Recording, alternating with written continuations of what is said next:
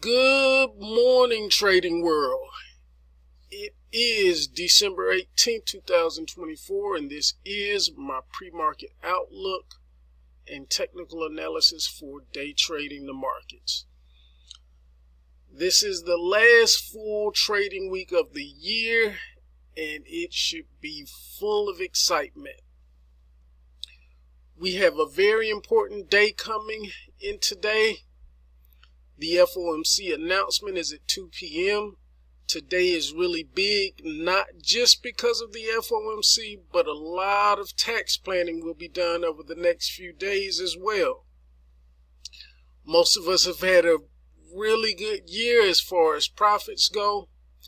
However, we have a new administration coming, which brings changes to the law. A lot of professionals are going to be thinking it's a good time to trim the portfolio, take some of those paper losses and make them hard tax write-offs. So in addition to the FOMC, you have end of the year / new administration tax planning, which is going to shuffle a lot of money around the market. With just over 5.5 hours to go to the FOMC announcement, there is a 95.4% probability of a 0 to 25 basis point rate cut versus a 4.6% probability of a 0 to 25%. Here we go. Sorry, it was off the screen, but a 4.6% probability of a 0 to 25% basis point rate hike. With a probability this strong, it doesn't tell me much because it's likely already figured into the current market pricing. Brexit has been weak for nearly 2 weeks now and hasn't fell through the floor just because a few mega cap tech names are holding steady. Those tech names holding steady are Tesla, Apple, Broadcom, and Microsoft. These are the names you want to watch today. If we get a combination of these big names and a few others to join in on the upside, it's likely we take off to the upside today. Reason being is that the professionals are going to sell ugly charts and names. And today, that money will go into the prettiest charts today, which most likely happen to be in tech.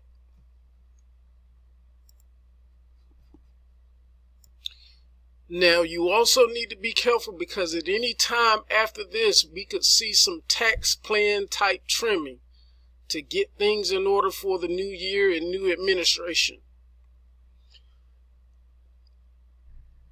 I'm going to give 2 scenarios on how I see today going. All right. The first scenario I see is that we could continue to push up in the S&P E-mini futures until we get close to this 6151 area up in here, and at that point we look for consolidation or going back and forth briefly here into more of a push down before the actual announcement.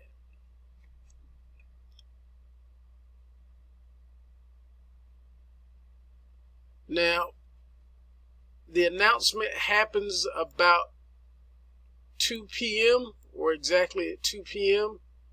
And what we're going to see at that 2 p.m. hour, the closer we get to it, the more we're going to get to pretty much just sideways motion right before the announcement. Then at the announcement, we're going to see a spike. In this first scenario, after the announcement, we will most likely get a big spike back up. Once we get that spike back up, we're going to get a spike down, level out, and then we're going to start to see the actual next move begin to take place. And from here, in this first scenario, we may get close to 61.77. If it doesn't happen today, it may hold out, and it may be something that we approach later in the week. But at some point from there, we're likely to see a fade.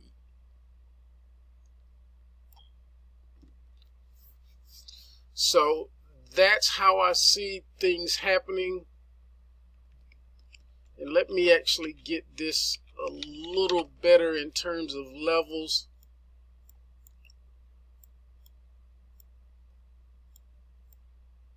And right about here in that 2 p.m. hour is where we just kind of flatline. And from there, we're likely to see a really nice jump.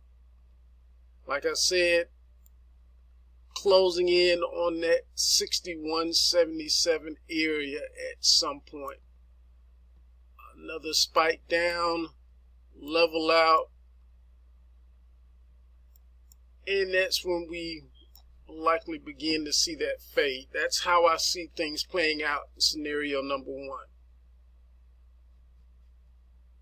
Now, in scenario number two, we continue up again to that 61.51 area.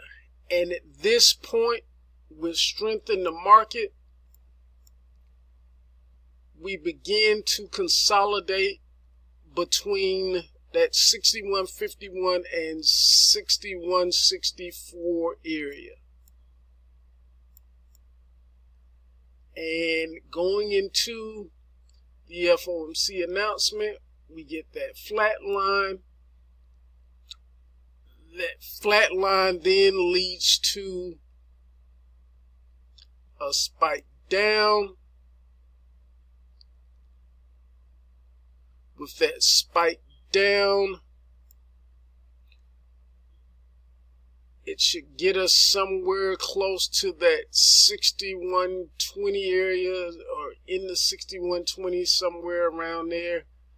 At some point, we're going to see a spike back up, level out, and then start to push back up from there. That is scenario two. Now, after the announcement, I will start looking towards a swing low that I have been tracking on the daily.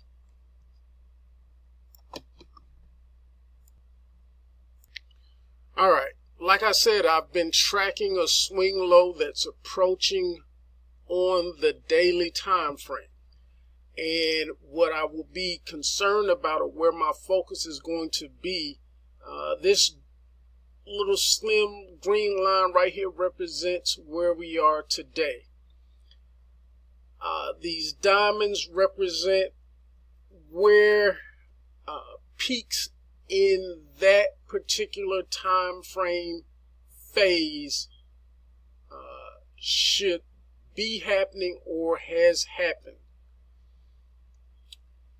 The yellow blocks represents the dates in which we are most at risk during that time frame for a swing low.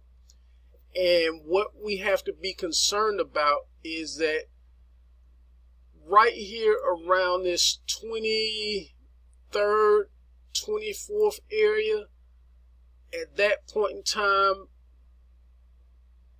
we may begin to line up where we have a point where the risk in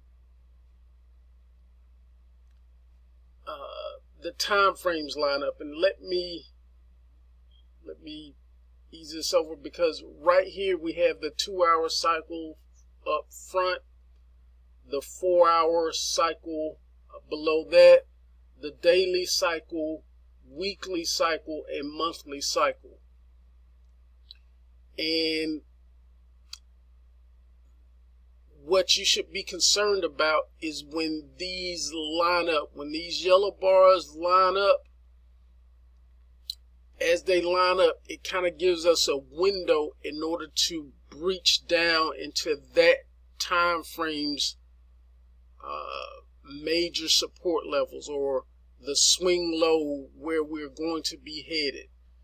So maybe about the 23rd, we may get a chance where these begin to line up and you have yellow all the way down to the daily.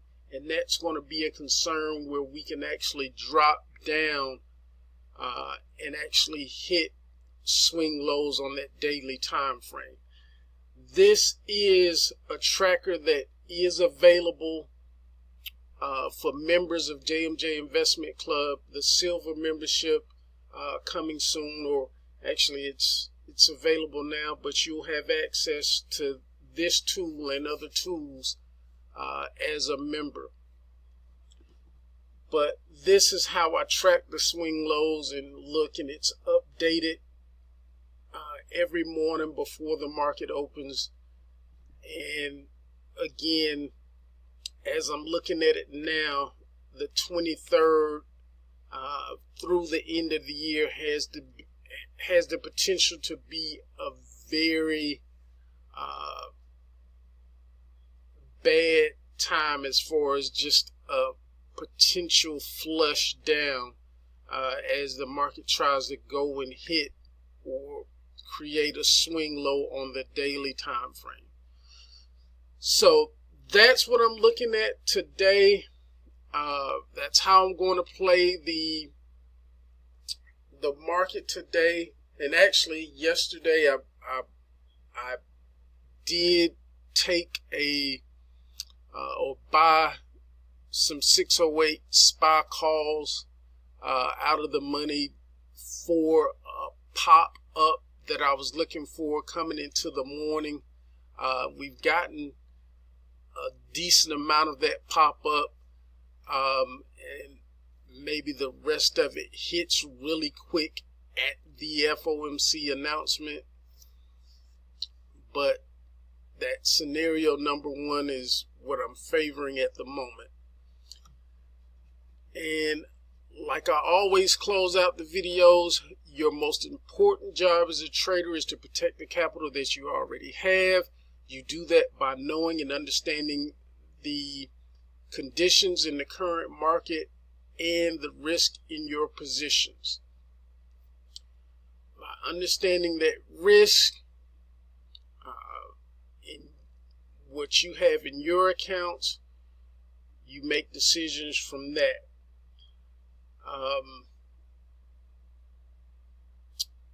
That's pretty much it for today. Please be very, very, very careful, because this has the makings of being a very violent day after 2 p.m. So please be careful. As always, wishing you luck. Let's get out and have a great trading day. Have a good one.